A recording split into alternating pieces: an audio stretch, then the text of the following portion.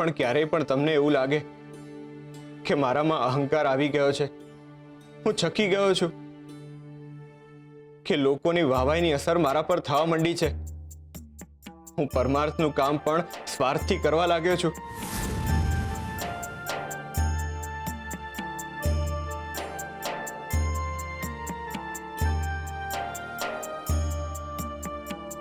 તો મને ટપારજો, મને મારી જગ્યા બતાવી દેજો ને મારા અહંકારને દૂર કરજો. મારી આટલી મદદ કરશો ને ભાઈબંધ?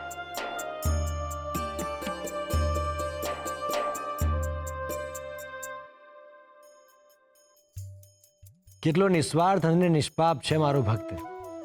રૂકમણી, ગોરા સાચા અર્થે ભગત છે. તમે જોયું, એ મારું જ કાર્ય કરવા જઈ રહ્યો છે, તેમ છતાં મારી પરવાનગી માગી રહ્યો છે. પ્રયત્નો એ કરશે, પરંતુ એનો શ્રેય મને આપી રહ્યો છે. એના મનમાં અહંકાર ઘર ન કરી જાય એનો ડર છે. એ જશ મને આપી રહ્યો છે, પરંતુ એના બદલામાં એની કોઈ જ અપેક્ષા નથી. હા નાથ, એ તો માત્ર તમને જ ઝંખે છે. નાથ, તમે તો એને આ માર્ગ થકી સંત બનાવવા ઈચ્છતા હતા, પણ જુઓ, એને તો ફક્ત તમારો ભક્ત બનીને જ રહેવું છે, અને એને તો કોઈ અપેક્ષા જ નથી. તો હવે તમે શું કરશો? હવે મારે કશું જ નથી કરવાનું. જે થવાનું છે એ તો નિશ્ચિત જ છે. ગોરાની નિયતિ લખાઈ ચૂકી છે રૂકમણી. પણ નાથ, તમારા ભક્તે એક નાનકડી ભેટની માંગણી કરી છે, એ તો એના સુધી પહોંચતી કરો. કઈ ભેટ? કેમ, તમે સાંભળ્યું નહીં?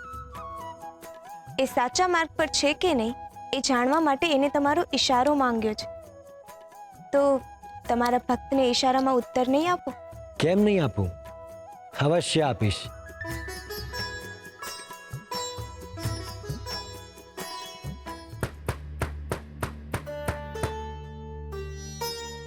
આટલી મોડી રાત્રે કોણ આવ્યું છે? હું જોઉં છું.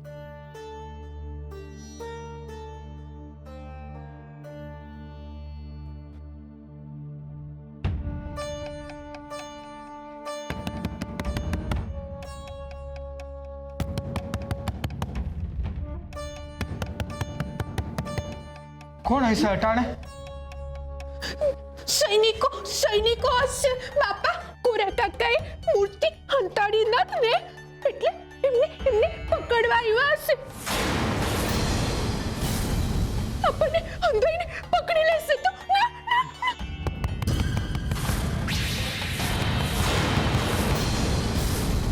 ગોરા! શુરા! જાગો છો તમે? એ ગોરા! આ કોનો અવાજ છે? લાખ્યા કાકાનો અવાજ લાગે છે.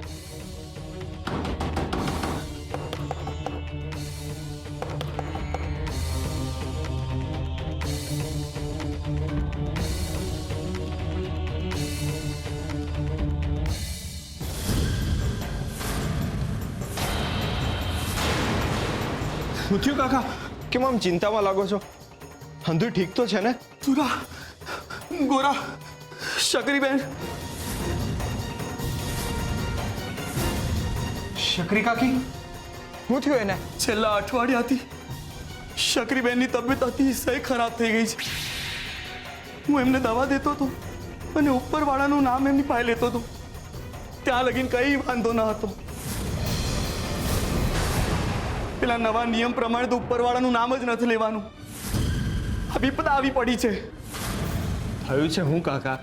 તને તો ખબર છે ગોરા, શકરીબેન વર્ષોથી ઉપરવાળાનું નામ લીધા વિના પાણી નથી પીતા. સવારથી એમને કાંઈ ખાધું નથી. ઉપરવાળાના નામની હારે હારે એમનું ખાવા પીવાનું બંધ થઈ ગયું છે. ગોરા, ઉપરવાળાનું નામ હું નથી લઈ શકતો, એટલે એમના મનને શાંતિ નથી મળતી. ગોરા, મને બહુ બીક લાગે છે. ઉપરવાળાના નામ વિના તો શકરીબેનનું જીવન જ અટકી જશે, અને એમને કંઈ થઈ ગયું તો બચારા આખી જિંદગી ઉપરવાળાના નામના આધારે જ કાઢી છે. ઉપરવાળાનું નામ જ એમને જીવાડતું હતું અને મરતા મરતા જો ઉપરવાળાનું નામ એ નહીં લઈ શકે ને તેમનો બહુ બગડશે. કાકા ચિંતા ન કરો, કાંઈ નહીં થાય.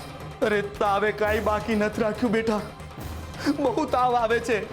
તું કઈ કર, નહીં તો નહીં કાકા, આવું ન બોલો. એમને તાવ જ આવ્યો છે ને. તુલસી, મને એક વાટકામાં ઠંડુ પાણી આપો. હા ભગત. સુરા, હાલ શકરી કાકીને ન્યા. આપણે એમના માથા ઉપર ઠંડા પાણીના પોતા મૂકશું ને એટલે એમનો તાવ જાતો જાહે. ને કાકા, તમે ચિંતા ન કરો, હું જાઉં છું ને હરિ હારે જ છે. હું હરિનું ભજન ગાઈશ ને એટલે એમને શાતા વળશે ને હરિ હંધુ યારું કરશે. અરે હું બોલે છે, નામ ન લે. સુરા, આજી મૂર્તિ અહીંયા જ છે. અરે એ લોકો જોશે ને તો તને હેરાન કરશે. આ મૂર્તિના લીધે કદાચ ઘર બહાર છોડવું પડશે અને કદાચ જીવે છોડવો પડે. અરે એનું દીધેલું કોઈ દી એના લીધે છૂટે? તમે ચિંતા ન કરો, કોઈ કાંઈ નહીં કરે. અરે હું કોઈ કાંઈ નહીં કરી શકે. તને ખબર નથી, આ સાહેબ સરકારના નિયમ ખૂબ આકરા છે. એક ગાય બે કટકા કરે એ માના છે એ લોકો. આપણો ટીમલો છે ને એને તો કાળા વાવટાને શ્યામ રંગના કીધા. એમાં તો એ લોકોએ એની જીભ ઉપર કોલસાનો ડામ દીધો. બોલ. હું હા, મહેરબાની કરીને ઉપરવાળાનું નામ ન લે અને આ મૂર્તિને છુપાવી દે. પણ કાકા, હાલ એ બધી વાત મૂક. પહેલા આપણે તારી સકરી કાકી પાસે જવાનું છે. હા ભગત, તમે જઈ આવો. હાલો પાણી.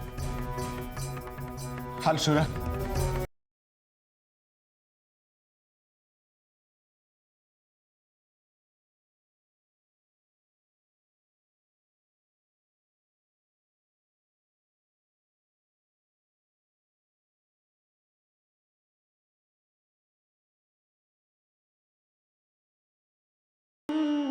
ધીમે ધીમે તાવ ઉતરતો હોય એવું લાગે છે ભા.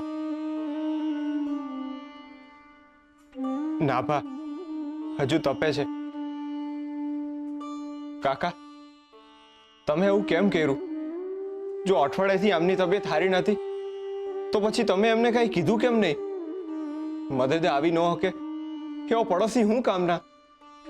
બેટા, મને હું ખબર કે આવા હાલ થઈ જશે. પહેલા થોડું હતું એટલે મને એમ કે સારું થઈ જશે એટલે તમને લોકોને હેરાન ન કર્યા.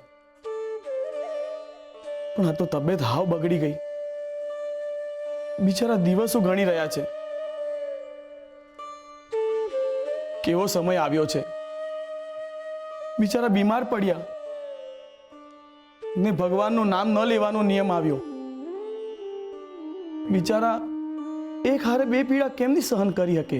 આ તે કેવો નિયમ છે? માણાને હરખી રીતે જીવાતો ન જ દે પણ મોતે બગાડે. જીવવું હરામ કરી નાખ્યું છે આ નિયમે. પેલા ટીમલાના હાલ હવાલ કરી નાખ્યા છે.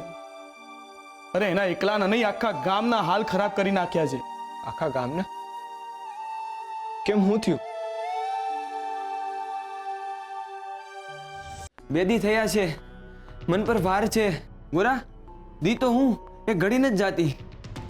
એમનું નામ લીધા વિના આપણે શ્વાસે કેમ ન લઈ શકાય? મારા તો હાથ પગ ધ્રુજે છે. મને તો મારી જીભ કાપી નાખવાનું મન થાય છે. એ જીભ શું કામની જે જય શ્રી કૃષ્ણ ના બોલી શકે કે ના રામ રામ બોલી શકે? અરે આ હું કરો છો? કેમ બોલો છો નામ? ચૂપ મરો. જો ઉપરવાળાનું નામ લીધું છે તો ઉપર પગાડી દેશે, ખબર ના? તુલસી વહુ, તમે આમ મારી પાસે નજર રાખીને જુઓ ને. આ રાયડું નાખીને બોલે છે, ક્યાંક એનું હાય સાંભળીને કોક સૈનિક તો ન આવી ગયો ને. નહીતર આપણે બધાને એક હારે કારાગારમાં પૂરી દેશે. જીવતર ઝેર થઈ જશે આપણે સમજાયનું. અરે તમે લોકો નાકની ચિંતા કરો છો, આવું કઈ નહીં થાય.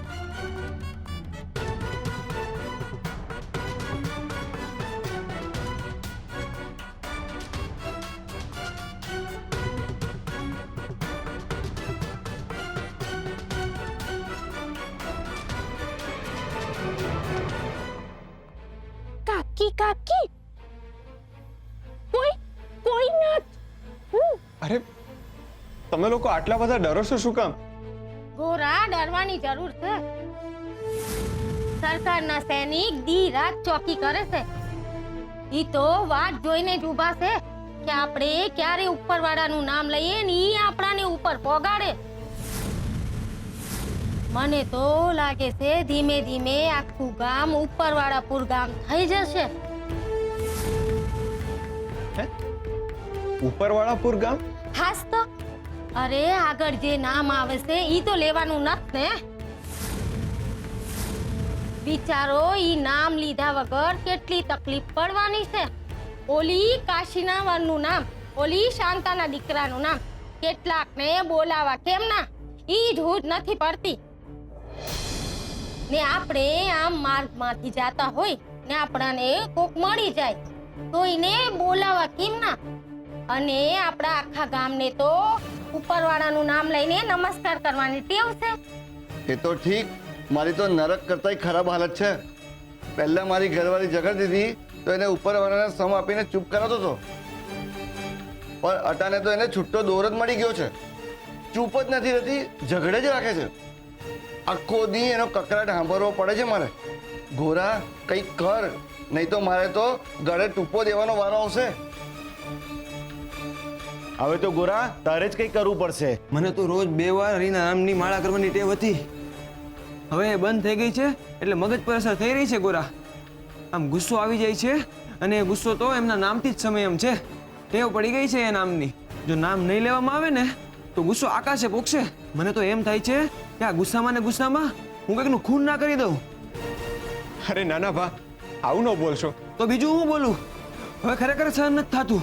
પેલા તો તારા ભજન સાંભળીને મારા મનને નિરાંત થતી હતી. હવે તો આ મન ટૂંકા રણ જેવું લાગે છે. કઈ મજા જ નથી આવતી ગોરા. ગોરા, મને સૌથી વધારે ચિંતા શકરીબેનની થાય છે. બિચારા છેલ્લે છેલ્લે એમને એમ ભયા જશે. કંઈક મારે કાળ ગોરા, હું તો રોજ રોજના કકરાટથી કંટાળી ગયો છું, અને જો આવું ને આવું હાલશે ને તો હું તો ગાંડો થઈ જઈશ. કોઈક ને કોઈક રીતે મનને હળવું કર ગોરા. હવે તો મારા હાથ પગ પણ ધ્રુજે છે. મારા મનની ગભરામણને શાંત કર ભાઈ. હવે અંધું તારા હાથમાં જ છે. અરે તમે લોકો શાંત પડો, શાંત પડો. હું તમારા હંધાઈની તકલીફ સમજુ છું. તમારા હંધાઈના વિચલિત થયેલા મનનું કારણ છે હરિના નામનું વર્જિત થવું. આ હું કરે છે ગોરા? નામ નહીં લે નહીતર. નહીતર હું કાકી, જે જીવન છે એને જીવનમાંથી કઈ રીતના દૂર કરી શકાય? ને હરિનું નામ એ તો મારો હક છે, ને એ હક મારાથી કોઈ ન છીનવી શકે. ને કોઈ પણ શક્તિ આપણને હરિના નામથી દૂર નથી કરી શકતી. તમે હંધાઈ ચિંતા ન કરો. તમારા હંધાઈ સવાલોનું નિવારણ હું આજે જ લાવી દઉં છું. લાખ્યા કાકા ને શુરા, તમે 2 જણા શકરી કાકીને ખાટલા સહિત અહીંયા લેતા આવજો, ને તમે હંધાઈ અહીંયા આવી જજો. તમારા હંધાઈની તકલીફ દૂર કરવા હાટુ હું હરિનું ભજન ગાઈશ.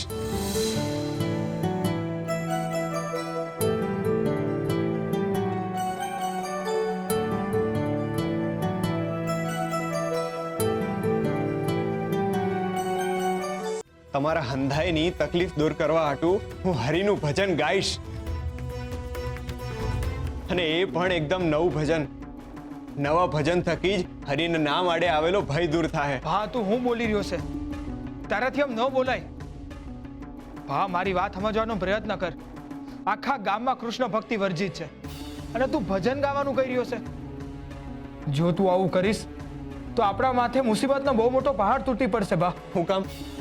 હું હરિનું ભજન હું કામ ના ગાઉં? ગોરા, મૂર્તિ રાખવાનો આગ્રહ કરવો એ અલગ વાત છે, પણ આ સાહેબ સરકારે ઉપરવાળાનું નામ લેવા કે સાંભળવાની ના પાડી છે, તેમ છતાંય તું ઉપરવાળાનું નામ લેવાની વાત કરે છે, તો સામે ચાલીને પોતાના પગ ઉપર કુહાડી મારવા જેવી વાત છે આ.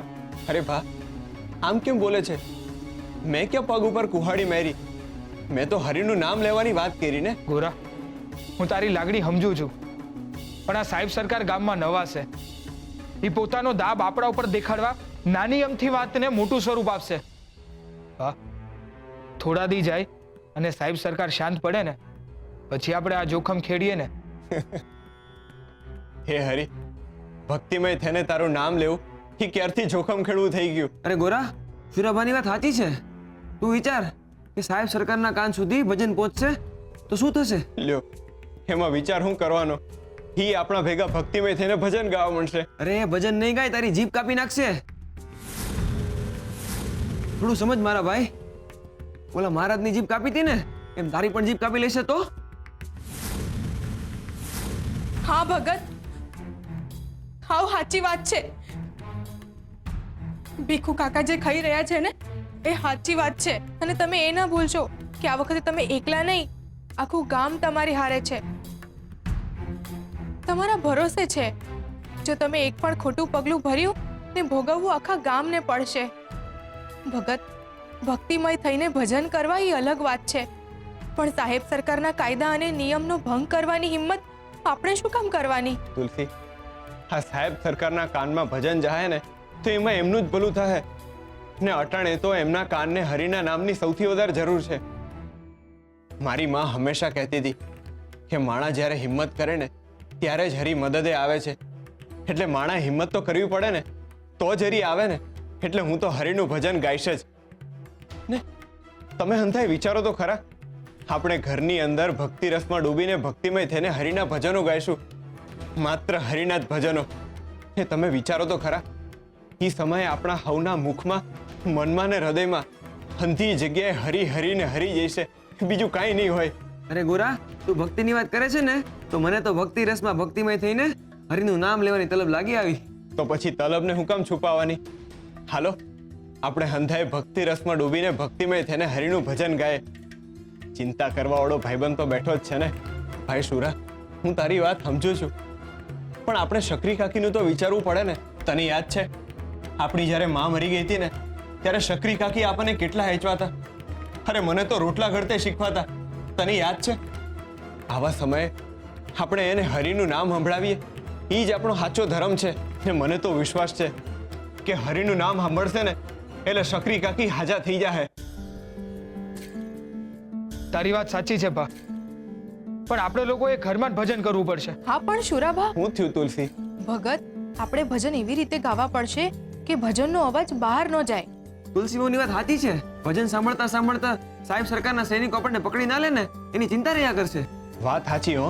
શુરાભા, આપણે એક કામ કરીશું, ઘરના બધા બારી બારણા પર ચાદર અને ધાબળા નાખી દઈશું, એટલે છે ને ભજનનો અવાજ બહાર સુધી ન જાય. હા, તુલસી બાબુની વાત સાચી છે. બારણું બંધ થાય ને એટલે આપણે એની નીચે ધાબળું રાખી દેશું, એટલે અવાજ બહાર જ ન જાય. હું કંઈ કહી શકું? મને લાગે છે કે આપણે ભંડાકીયામાં ભજન કરવા જોઈએ. શું છે કે ભંડાકીયું ખૂબ જ અંદર છે અને ત્યાં બારી પણ નથી, અને મને લાગે છે કે આપણે બધા ત્યાં સમાઈ જઈશું અને બારી બારણા બંધ કરીને આપણે ત્યાં ભજન કરી શકીએ. હા, સાચી વાત છે ગંગાની. હા, ગંગાની વાત સાચી છે. આપણે બધા આજે ભજન ભંડાકીયામાં જ કરીશું. અરે ગોરા, આજે ભજન ગાવાનો છે એ સાંભળીને હું ભક્તિમય થઈને ભક્તિ રસમાં ડૂબવાનો છું. એટલે જુઓ, મારા હાથ પગ પણ ધૂતા બંધ થઈ ગયા. હરે કૃષ્ણ, હરે કૃષ્ણ. એ ઉત્સાહી હમણાં ને હમણાં નામ નો લે, નહીં તો બધી યોજના પર પાણી ફરી જશે ને સાહેબ સરકાર સૌથી પહેલા તારી જીભ કાપશે. પણ ધ્યાન રાખજો, આ વાત બારે ન જાય. હા, હવે ધ્યાન રાખીશું. હાલો હાલો અમે જઈએ.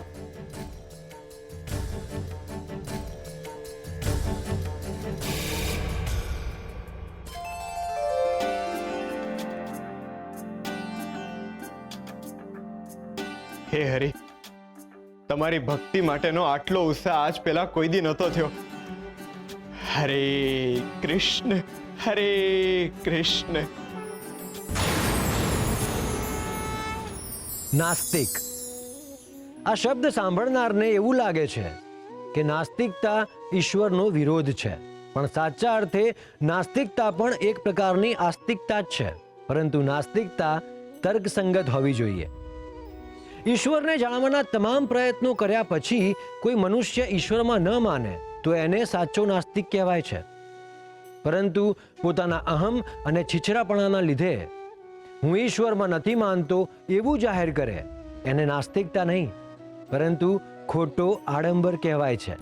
કંઈ જાણ્યા વિના એ નથી એવું કહેવું એ અસત્ય છે.